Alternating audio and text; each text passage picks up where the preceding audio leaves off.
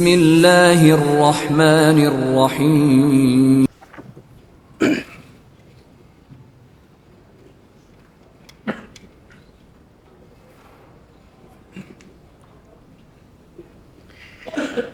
Bismillahirrahmanirrahim. Assalamualaikum warahmatullahi wabarakatuh.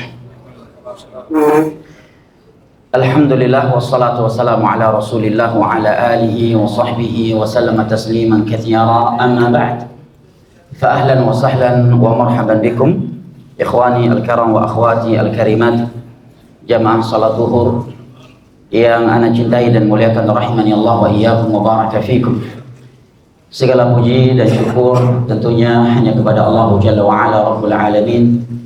Kita panjatkan yang telah berfirman di dalam Al-Qur'anul Karim, wa in ta'uddu ni'matallahi la tuhsuha innal insana lazalumun kafar.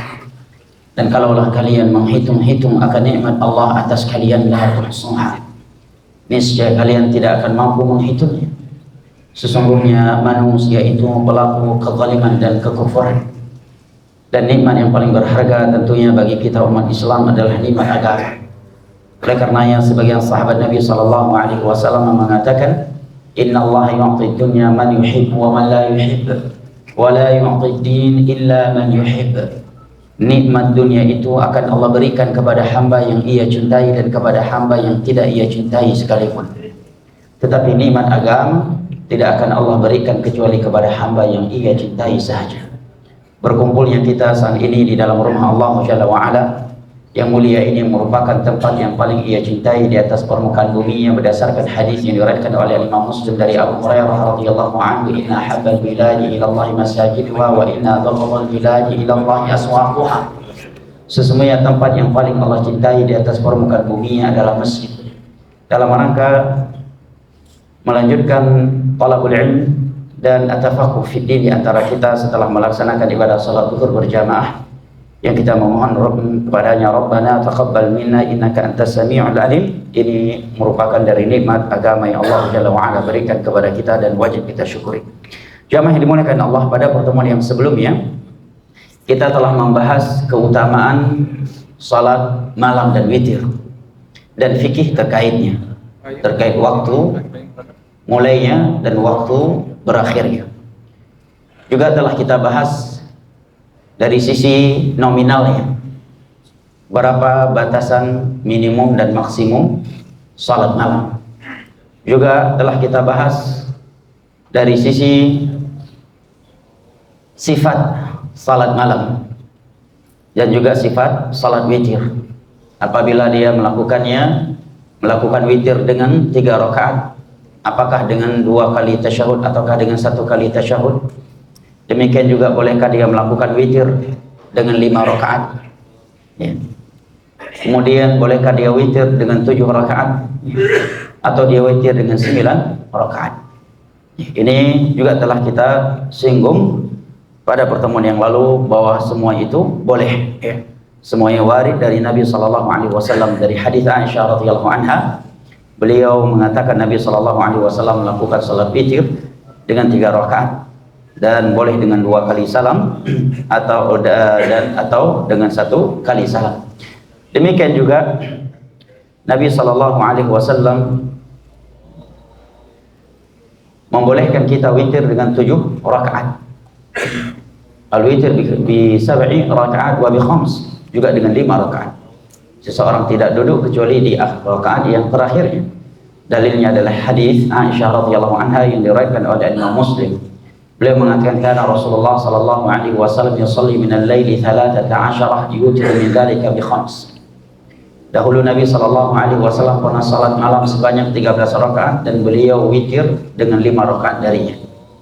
Wala yajli fi syai'in illa fi akhiriha.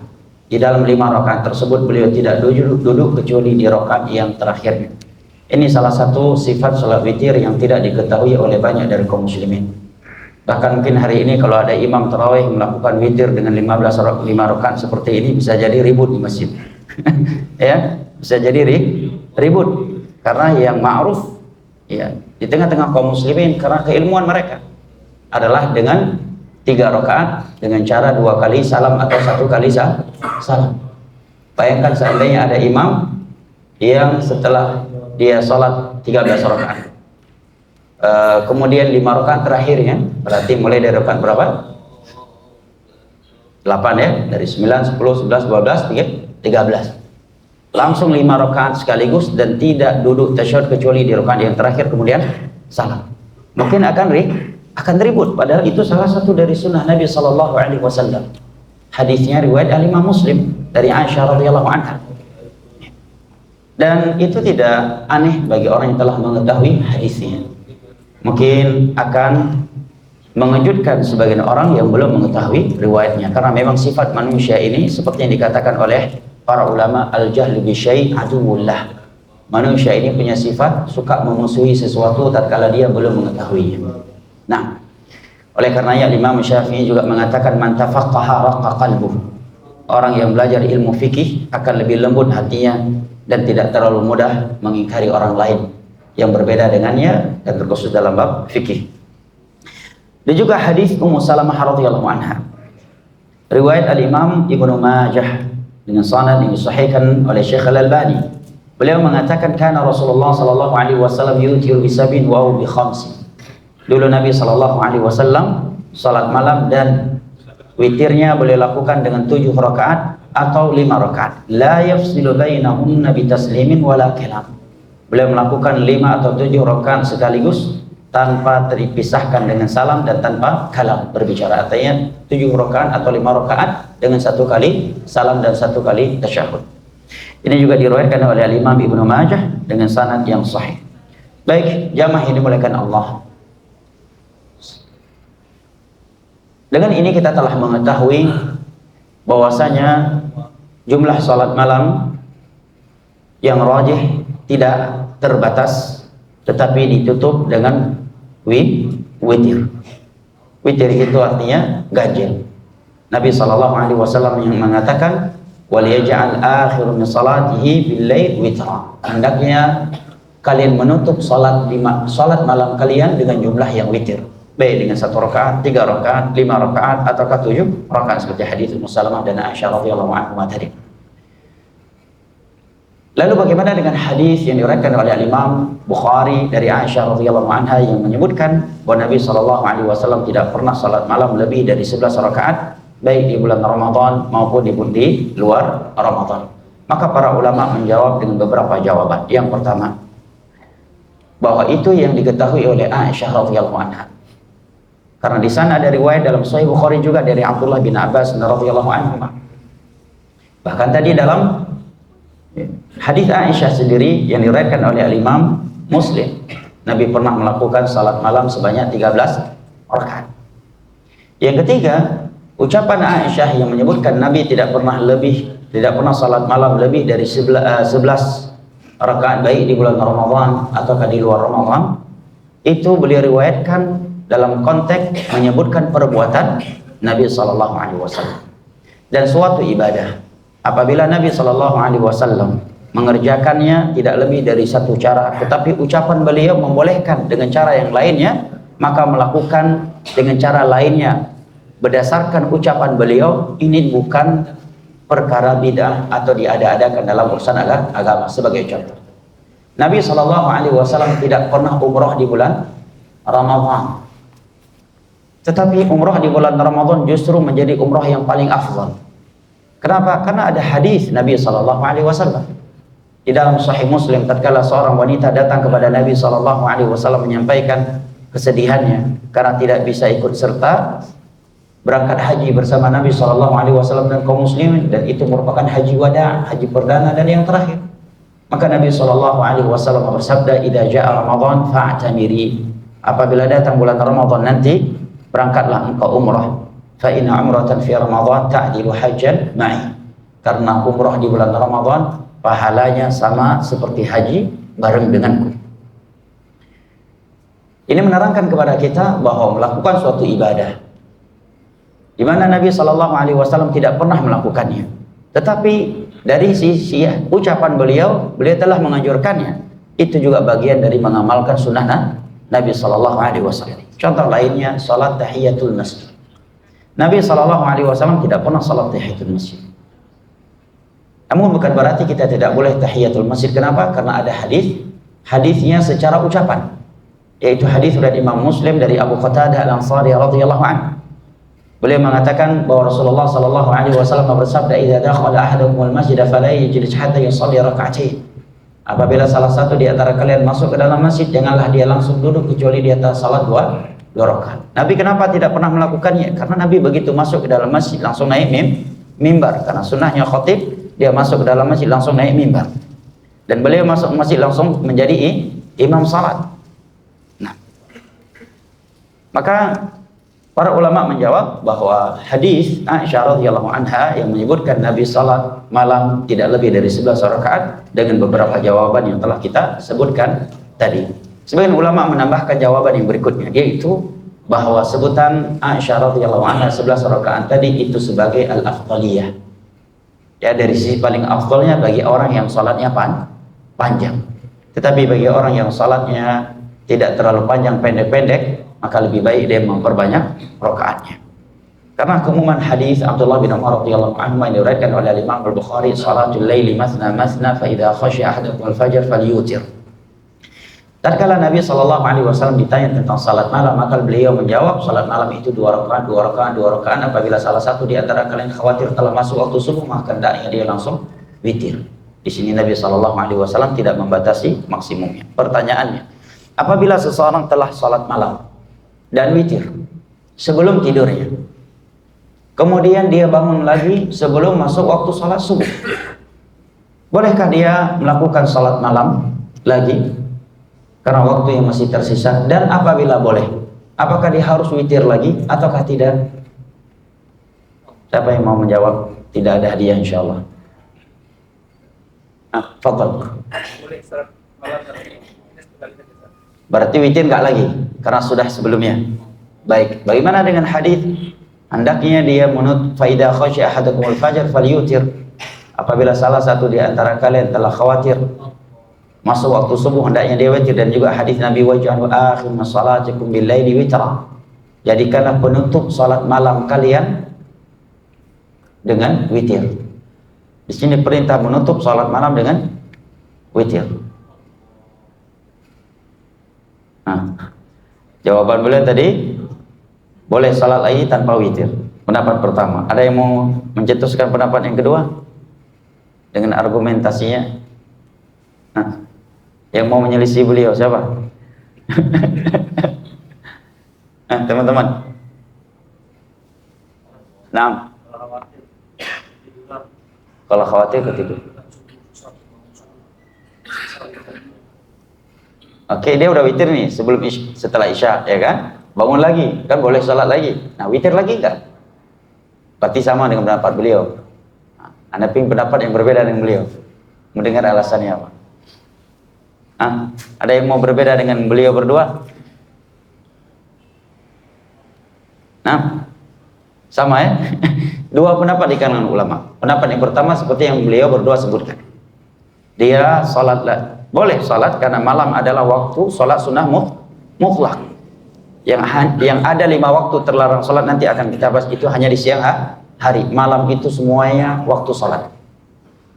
Namun dia tidak boleh witir lagi. Kenapa? Karena Nabi mengatakan la witrani fil lailah. Tidak boleh ada 2 kali witir di dalam satu malam. Nah, pendapat yang kedua mengatakan dia salat lagi dan harus menutupnya lagi dengan witir. Lalu apa yang mereka lakukan dengan hadis yang melarang 2 kali witir dalam satu malam tadi? Solusinya kata sebagian ulama, begitu dia bangun dia witir dulu 1 rakaat. Dia salat dulu 1 rakaat untuk menggenapkan salat dia yang sebelumnya. Kemudian dia setelah itu salat lagi, kemudian dia tutup dengan witir. Maka sejatinya dia hanya melakukan 1 kali witir. Kedua-duanya pendapat yang sangat kuat dari kalangan para ulama. Bahkan sebagian ulama fikih ketika menyebutkan 2 pendapat ini, sebagian mereka tidak menyebutkan mana yang lebih kuat.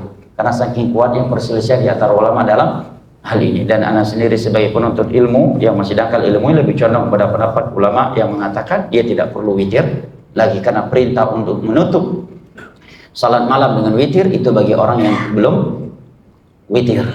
Yang kedua, karena keumuman hadis Nabi la witrani fi lailah. Ya, tidak ada witir 2 kali di dalam satu malam. Ini mencakup umum. Nah, wallahu taala alam bisawab wal ilmu indallah. Pertanyaannya, apabila seseorang terluput dari salat witir atau salat malam di malam hari karena sakit atau tertidur, bolehkah dia mengqadha'nya? Dan kalau boleh, kapan dia mengqadha'nya dan bagaimana cara mengqadha'nya? Silakan yang mau menjawab. Boleh? Dalilnya. Sholat obligasi. Seperti ahsan. Tidak pernah meninggalkan 2 sholat sunnah. Masya Allah, barakallahu fiik. Ahsan. Jawabannya boleh. Dalilnya apa? Ada dalil khusus, ya, bukan sekedar kias. Dalil khusus hadis Aisyah radhiyallahu anha dalam Sahih Bukhari. Beliau mengatakan kana Rasulullah sallallahu alaihi wasallam idza fatahu syai'un min wirdihi bil lail shalla minan nahari 12 rakaah. Nabi sallallahu alaihi wasallam apabila terluput dari salat malam min naumin, ya, karena tertidur, ya, atau sakit, maka beliau melakukannya di siang hari di waktu duha menjadi 12 rakaat. Karena salat malam beliau biasanya 11 rakaat. Kalau kebiasaan kita 3 rakaat, berarti mengqadha'nya menjadi 4 rakaat. Karena di siang hari tidak ada salat yang berjumlah ganjil. Yang langganan tetap 1 rakaat, kemudian udah 1 rakaat, terluput lagi. Ya, berarti kalau dia mengqadha'nya di waktu duha menjadi 2 rakaat.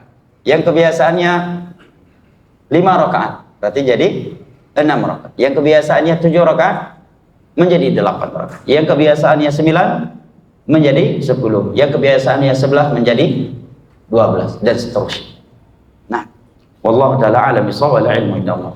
Berikut ini bab yang ke-7, al-awqat al-manhiyya 'anil nafilati fiha. Waktu-waktu terlarang melakukan salat sunnah.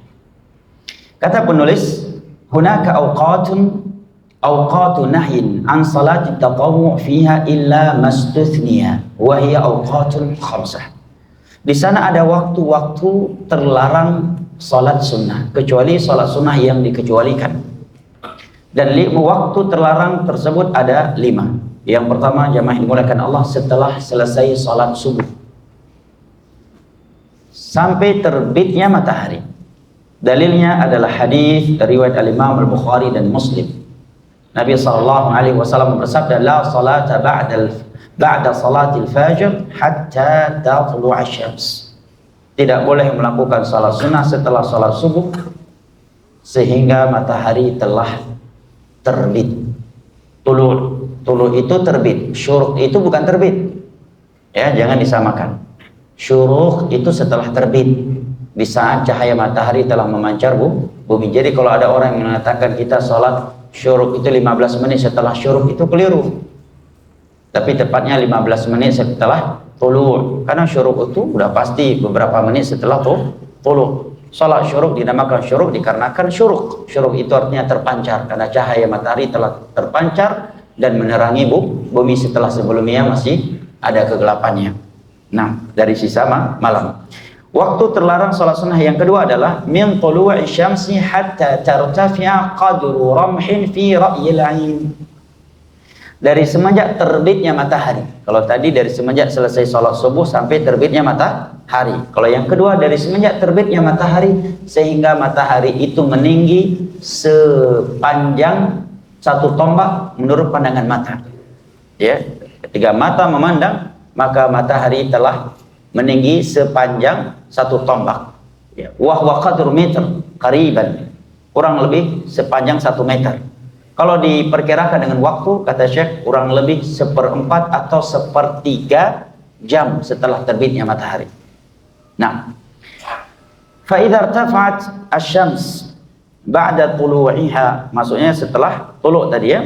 Fa idza irtafa'at asy-syams, apabila matahari telah meninggi setelah terbitnya matahari sepanjang 1 tombak yang kurang lebih 1 meter tadi. Dan kalau diwaktukan kurang lebih 1/4 atau 1/3 jam setelah terbitnya matahari, maka telah selesailah waktu terlarangnya salat sunnah.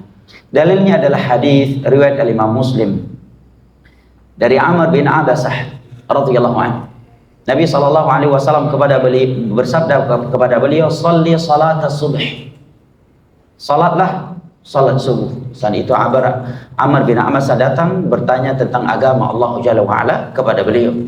"Thumma aqsir 'an as-salati hatta tatlu'a asy-syamsu hatta tartafi'." Kemudian berhentilah engkau dari salat sehingga matahari terbit. Ini larang melakukan salat sunnah setelah salat subuh hingga matahari terbit. Thumma hatta tartafi'a. Kemudian berhentilah engkau salat sampai matahari benar-benar telah meninggi sepanjang satu tombak atau tongkat kecil. Ya, kalau di meter kan kurang lebih 1 meter. Dengan waktu kurang lebih 4/4 atau 1/3 jam setelah terbitnya matahari. Demikian juga hadis Uqbah bin Amir radhiyallahu anhu mengatakan hal yang sama. Waktu terlarang salat sunnah yang ketiga adalah inda qiyamis syamsi hatta tazula ila jihatil ghurub wa yadkhula waqtu adh-dhuhr.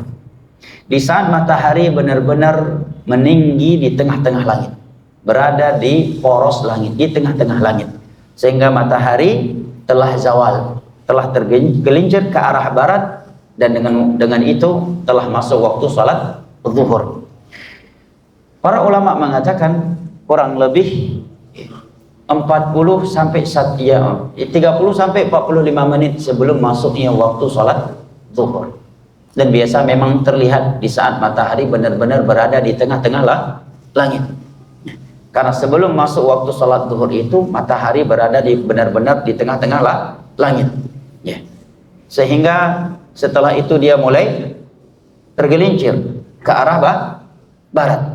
Nah, sehingga bayangan setiap benda itu sama dengan bendanya dan lebih sedikit sepanjang satu ruas jari jemari, dan dengan itu telah masuknya waktu salat zuhur. Nah, Syekh bin Baz menyebutkan kurang lebih 30 sampai 45 menit sebelum waktu zuhur. Inilah waktu yang sangat terlarang melakukan salat sunnah mutlak. Hadis dalilnya adalah hadis Amr bin Abasah tadi, riwayat Imam Muslim, dan Nabi mengatakan di waktu itu api neraka Jahannam sedang dipanaskan oleh Allah Jalla wa Ala. Dalil lainnya adalah hadis Uqbah bin Amir radhiyallahu anhu yang diriwayatkan oleh Imam Muslim. Beliau mengatakan 3 sa'atin kana Nabi sallallahu alaihi wasallam yanhana an nusalli fihin wa nuqbira fihinna mautan. Ada 3 waktu di mana dahulu Nabi sallallahu alaihi wasallam melarang kami melakukan salat padanya, dan kami dilarang menguburkan mayat pada 3 waktu tersebut. Maka yang pertama beliau sebutkan di saat matahari terbit bazighah. Ya, saat matahari terbit hatta tartafi, sehingga matahari telah meninggi sejauh atau sekadar 1 tombak atau 1 meter kurang lebih. Yang kedua, wahina yaqumu qa'imu dhahirah hatta tazul, di saat matahari benar-benar berada di pertengahan langit, sehingga matahari mulai tergelincir ke arah barat dengan masuknya waktu salat zuhur. Wahina tatadhayyafu lil ghurub hatta taghrub, dan waktu yang ketiga adalah di saat matahari hendak terbenam sehingga ia telah terbenam, barulah hilang waktu terlarang. Ya. Di saat dia ingin menjelang tenggelam, maksudnya tamilu lil ghurub, dia sudah mulai membelok atau tergelincir untuk terbenam. Ini merupakan 3 waktu di mana Nabi Shallallahu Alaihi Wasallam melarang kami melakukan salat dan menguburkan mayat kami. Baik jamaah dimulakan Allah, waktu terlarang salat sunnah yang keempat adalah min salatil asr ila ghurubi syams, dari semenjak selesai salat asar sampai matahari terbenam. Dalilnya adalah hadis riwayat al-Imam al-Bukhari dan Muslim. Nabi sallallahu alaihi wasallam bersabda, la salata ba'da al-fajr hatta tatlu'a asy-syamsu wa la salata ba'da al-'asr hatta taghiba asy-syams. Tidak boleh salat setelah subuh sehingga sampai terbit matahari. Dan tidak boleh salat setelah asar sampai matahari terbenam. sampai matahari terbenam. Maka setelah salat asar tidak boleh melakukan salat sunnah. Waktu terlarang yang kelima adalah idza syara'at fil ghurubi mahsuratan fi thalathati awqat wa hiya min ba'di salatil fajr hatta tartafi'a syam qadru ramhin wa hina yaqumu qa'imu dhahirah hatta tazula syams wa min ba'di salatil 'asr hatta yatimma ghurub syams. Waktu terlarang salat yang kelima adalah di saat matahari telah mulai tenggelam. Ya, telah mulai tenggelam. Jamaah ini dimuliakan Allah. Dari 5 waktu yang terlarang tadi, yang pertama apa? Setelah salat subuh sampai matahari terbit. Yang kedua di saat matahari sedang terbit sehingga matahari telah meninggi sejarak 1 tongkat pendek, 1 tombak, kurang lebih 1 meter. Yang kedua di saat matahari sedang berada di tengah-tengah langit, menjelang tergelincir dan masuknya waktu sholat zuhur. Kalau diperkirakan dengan waktu 30 sampai 45 menit sebelum zuhur. Nah, baik jamaah yang dimuliakan Allah. Yang keempat adalah setelah selesai sholat asar sampai matahari terbenam. Yang kelima di saat matahari sedang terbenam. Para ulama mengatakan dari 5 waktu terlarang salat sunnah ini, 2-nya yang paling keras. Yang pertama di saat matahari sedang terbit, karena Nabi mengatakan di saat itu tanduk syaitan keluar. Jangan kita mengatakan ana sudah survei bertahun-tahun nggak pernah melihat tanduk syaitan terlihat di saat matahari terbit. Ini perkara gaib dari Nabi SAW. Dan kewajiban kita adalah mengimaninya. Yu'minuna bil ghaib. Yang kedua, karena sebagian manusia di saat itu ada yang menyembah matahari, dari para penyembah matahari, dan kita dilarang menyerupai suatu kaum. Ya, demi menjaga kekhususan dan keistimewaan dan perbedaan antara kita dengan orang yang di luar Islam, sampai dalam hal yang seperti ini pun kita dilarang, walaupun beda tentunya tata cara ibadah yang mereka lakukan. Yang kita lakukan salat, dan itu pun karena Allah, sementara mereka melakukannya ke matahari dengan cara yang berbeda. Tetapi tatkala ada satu sisi yang dikhawatirkan adanya kesamaan, yaitu sama-sama bertepatan matahari terbit, maka Islam pun melarang kita. Betapa Islam ingin menjaga jati diri seorang muslim, jamaah. Tapi hari ini jati diri seorang muslim disuruh hilang dari sebagian orang.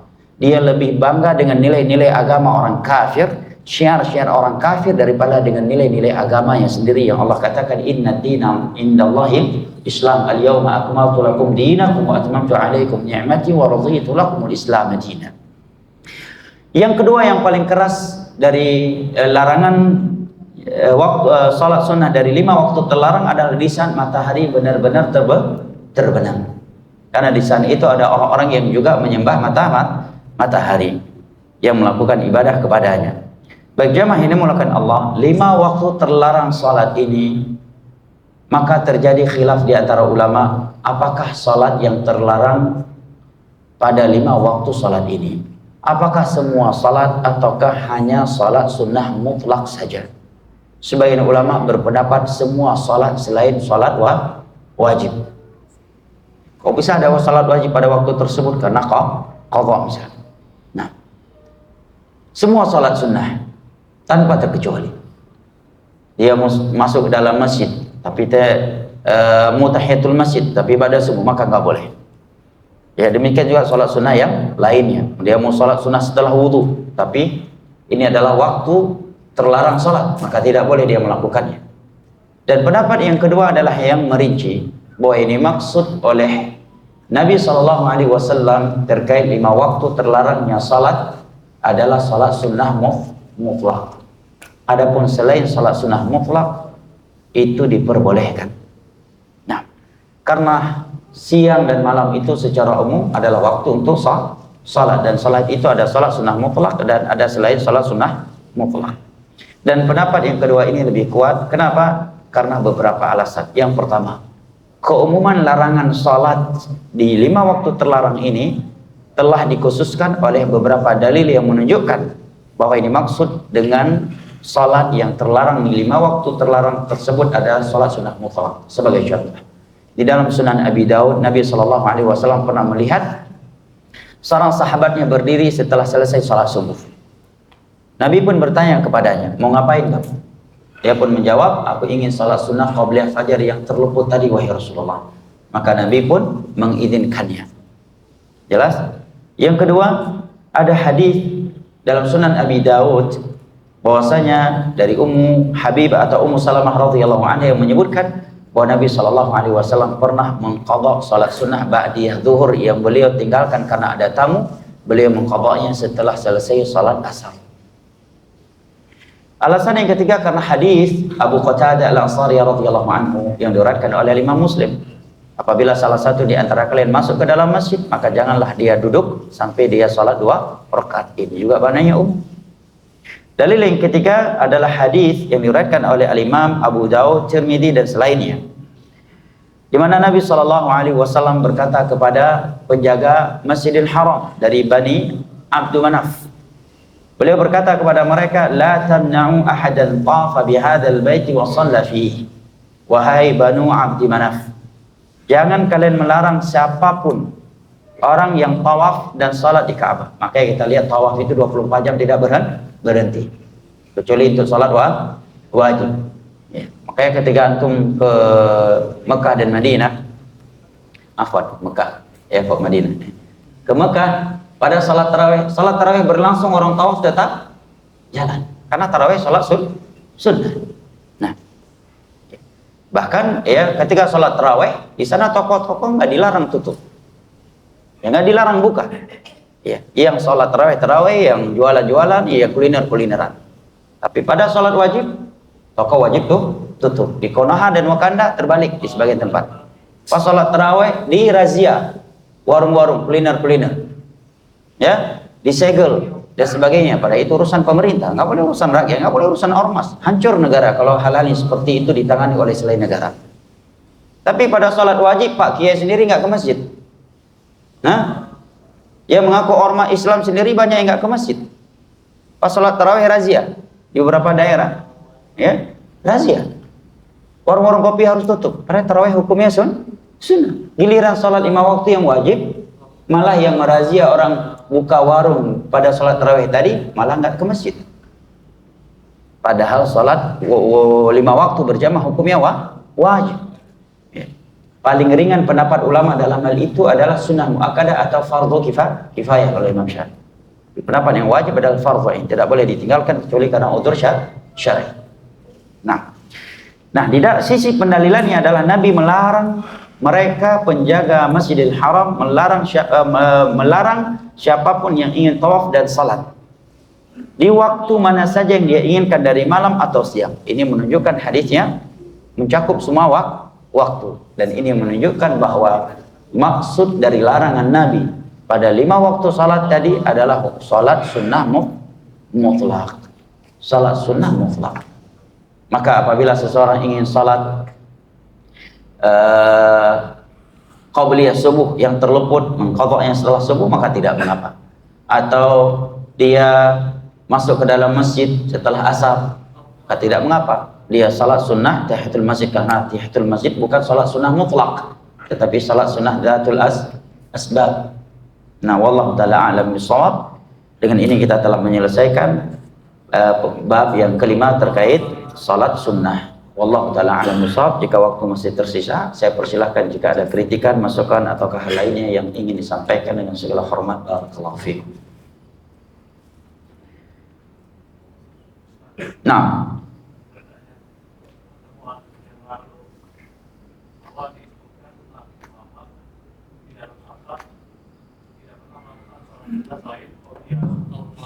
apakah berlaku di sholat tahajud, duha, Masya Allah, dan lainnya di malam hari? Barakallahu fiik. Pertanyaan yang sangat bagus terkait apa yang kita sampaikan pada pertemuan yang lalu. Saya nukilkan dulu teks yang beliau sampaikan bahwa Nabi tidak pernah salat sunnah di dalam safar kecuali qabliyah subuh. Mungkin kurang tepat ya bahasa seperti itu. Yang saya ingat, yang saya katakan, Nabi tidak pernah salat rawatib, bukan salat sunnah. Karena kalau dikatakan sholat sunnah itu mencakup duha, tahajud. Tapi yang kita katakan adalah rawatib, yaitu qobliyah subuh, qobliyah zuhur, ba'diyah zuhur, ba'diyah maghrib, dan ba'diyah isya. Khusus rawatib yang 12 rakaat ini Nabi di dalam safar meninggalkannya dan tidak melakukan kecuali 2 qobliyah subuh. Adapun witir Nabi tidak pernah meninggalkannya, baik ketika mukim dan safar, bahkan ketika sakit sekalipun tatkala terluput darinya beliau mengqadha'nya di siang hari. Adapun salat duha maka Nabi pernah melakukannya dan beliau sedang di Mekah. Dan beliau ketika di Mekah saat itu musim haji beliau musafir. Dan duha bukan rawatib. Apa bedanya rawatib dengan salat sunnah yang lainnya, dengan duha yang lain? Kalau rawatib itu Nabi ketika mungkin tidak pernah meninggalkannya. Tidak pernah meninggalkannya. Bahkan tatkala beliau terluput darinya karena tamu atau lupa maka beliau mengqadha'nya. Sedangkan salat sunnah duha atau yang lainnya yang bukan rawatib, maka Nabi ketika mungkin terkadang melakukannya dan terkadang tidak melakukannya. Contohnya salat sunnah antara adzan dan iqamah maghrib, antara adzan dan iqamah asar, antara adzan dan iqamah salat isya. Terkadang Nabi melakukannya, terkadang tidak. Demikian juga duha. Terkadang Nabi melakukannya dan terkadang tidak. Allah Ta'ala a'lam bishawab, la ilmu illallah. Barakallah. Masih ada yang lain? Baik, silakan. Waalaikumsalam warahmatullahi wabarakatuh. Ahlan wa sahlan. Mau tanya tentang penjelasan sholat sebelum zuhur, kan tadi ada larang pas Jumat tuh ada sebagian imam sholatnya banyak gitu sampai khotib naik. Mau beri penjelasan. Masya Allah. Masya Allah, pertanyaan yang sangat bagus dan sering kita lihat ya, sebagian orang ketika pergi sholat Jumat dia tidak berhenti-berhenti sholat sunnah sampai khotib naik mimbar. Memang terjadi bahasan di kalangan ulama fikih, adakah sholat sunnah khusus qobliyah Jumat? Yang rajih dari pendapat para ulama adalah tidak ada. Kenapa? Karena tidak adanya dalil. Tetapi kalau dia melakukannya boleh sebagai sholat duha. Tetapi dengan niat itu qobliyah ya, Jumat, maka tidak ada dalilnya. Dan apabila dia melakukannya dan waktu terlarang sholat setelah masuk, justru dia melanggar hadis Nabi SAW tadi, di mana Nabi SAW mengatakan apabila matahari telah berada di tengah-tengah langit, aksir minas sholat, berhentilah kamu sholat, kata Nabi SAW kepada Amr bin Abbasah dalam riwayat Imam Muslim radhiyallahu anhu tadi. Nah, tetapi apabila yang dia lakukan adalah sholat duha, dan waktu duha yang paling afdal itu atau pertama duha itu berawal dengan syuruk ya, setelah 1 meter terbitnya matahari meningginya matahari sampai menjelang masuk waktu zuhur, di saat matahari berada di tengah-tengah langit ya. Sebelum itu adalah akhir waktu zuhur. Nah, Nabi menyebutkan ada 2 waktu salat duha yang paling afdal dari semua waktu tadi. Yang pertama waktu syuruk, di awal waktu duha. Syuruk yang rajih bagian dari duha. Orang yang melakukan duha di awal waktunya itu disebut dengan salat syuruk. Dan syuruk bahasa ulama, bukan bahasa hadis. Keutamaannya seperti haji dan umrah. Waktu duha yang paling afdal yang kedua adalah di akhir waktunya, sebelum masuknya waktu terlarang sholat di siang hari. Syekh Bimbah memperkirakan kurang lebih 1 jam sebelum masuknya waktu sholat zuhur. Nabi menamakannya sebagai sholat ahli taubat. Nabi mengatakan sholatul tawwabina hina tarmadul fisal. Sholatnya ahli taubat itu adalah di saat anak-anak onta kepanasan sebelum zuhur. Waktu itu kan nggak ada jam. Kalau zaman sekarang bisa kita katakan pada jam 11, ya kan? 1 jam sebelum zuhur. Jadi saat anak-anak onta kepanasan, para ulama memperkirakan dengan waktu sekarang kurang lebih 45 hingga 1 jam sebelum waktu zuhur. Nah, apabila yang dilakukan tadi adalah duha, maka tidak mengapa. Yang lebih keliru lagi adalah sebagian orang tidak sholat sunnah qobliyah Jumat kecuali setelah adzan pertama. Begitu selesai adzan pertama, Allahu Akbar. Di sebagian masjid ada 2 kali adzan karena memang adzan pertama itu mulai dilakukan di akhir-akhir khilafahnya Utsman bin Affan radhiyallahu anhu. Para sahabat ada yang mengingkarinya, ada sebagian sahabat yang tidak mengingkarinya. Sebagian ulama mengatakan itu tidak dikatakan bid'ah karena itu sunnah khulafa ar-rasyidin. Sebagian ulama tetap mengatakan itu termasuk bid'ah karena beliau melakukannya di akhir khilafahnya dan ya tidak dilakukan oleh Nabi, para sahabat, para tabi'in dan para Nabi sallallahu alaihi wasallam dan tiga khulafa sebelumnya. Dan sebagian ulama menukilkan bahwa di antara yang mengingkarinya adalah Abdullah bin Umar radhiyallahu anhu. Tetapi apabila sebagian masjid melakukannya, maka ada sunnahnya dari Utsman bin Affan. Kita boleh berlapang dada dalam hal ini. Akan tetapi tidak ada salat sunnah setelah adzan itu. Ya, setelah adzan pertama sebagian orang salat sunnah. Kemudian setelah khatib naik mimbar, adzan kedua. Apa buktinya tidak ada salat sunnah setelah adzan pertama? Karena adzan pertama itu sendiri mulai ada di akhir-akhir masa khilafah Utsman radhiyallahu anhu. Maka bagaimana mungkin dikatakan ada salat sunnah setelahnya? Sementara di masa Nabi SAW, di masa khilafah Abu Bakar, di masa khilafah Umar, dan di masa awal-awal khilafah Utsman itu belum ada. Berarti di saat itu nggak ada dong salat sunnah itu. Kalau dikaitkan dengan adzan pertama, dan ini masih banyak dilakukan oleh sebagian kaum muslimin. Nah, sebagian kaum muslimin, ya, begitu adzan pertama dikumandangkan, makanya kalau antum umroh dan haji Masjidil Haram, rata-rata yang melakukannya bukan orang Saudi. Ya, kalau orang-orang Arab sini karena mereka paham fikih, nggak ada yang berdiri salat sunnah setelah adzan pertama. Rata-rata ya dari Indonesia, ya, Pakistan, Bangladesh, atau yang lain. Wallahu ta'ala a'lam bishawab. Jelas, Bang? Baik. Cukup? Ya, kita cukupkan sampai di sini dan kita akhiri dengan doa kafaratul majlis.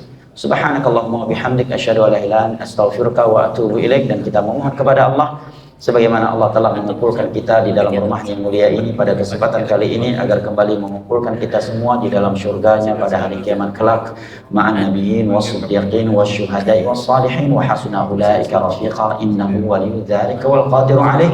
Wassalamu alaikum warahmatullahi wabarakatuh.